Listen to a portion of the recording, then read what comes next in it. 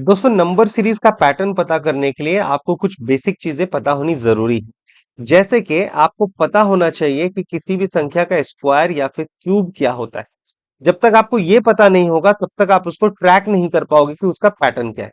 अब जब भी आपको कोई नंबर सीरीज दिया हो तो आपको देखना है सबसे पहले कि गैप क्या है। अगर वो गैप है वो धीरे धीरे बढ़ रहा है यानी धीरे धीरे इंक्रीज या डिक्रीज कर रहा है, तब तो आप उसका गैप निकाल लोगे।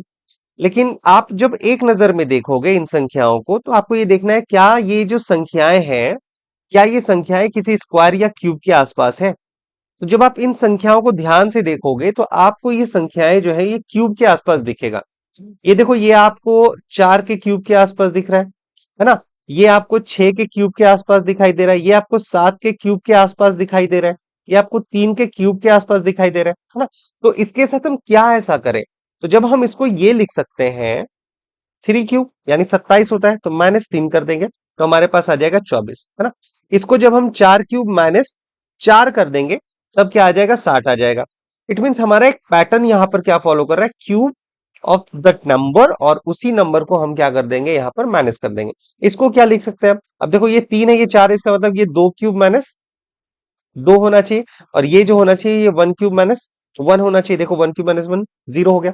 तो नेक्स्ट जो पैटर्न हमारा बनेगा वो क्या बनेगा, वो बनेगा 5 क्यूब -5, यानी कि 125 - 5 120 हो जाएगा हमारा। और ये 6 क्यूब -6 हो जाएगा यानी 216 - 6 210। तो पैटर्न हमारा यहाँ फॉलो कर रहा है। आपको क्या ध्यान देना है, क्या कोई संख्या क्यूब या स्क्वायर के आसपास है, बस ये पैटर्न आपको पता करना चाहिए। तो 120 इज द राइट आंसर। अगर आपको ये पैटर्न समझ में आया, इस क्वेश्चन को सॉल्व करने की कोशिश कीजिए और कमेंट बॉक्स में इसका जवाब दीजिएगा।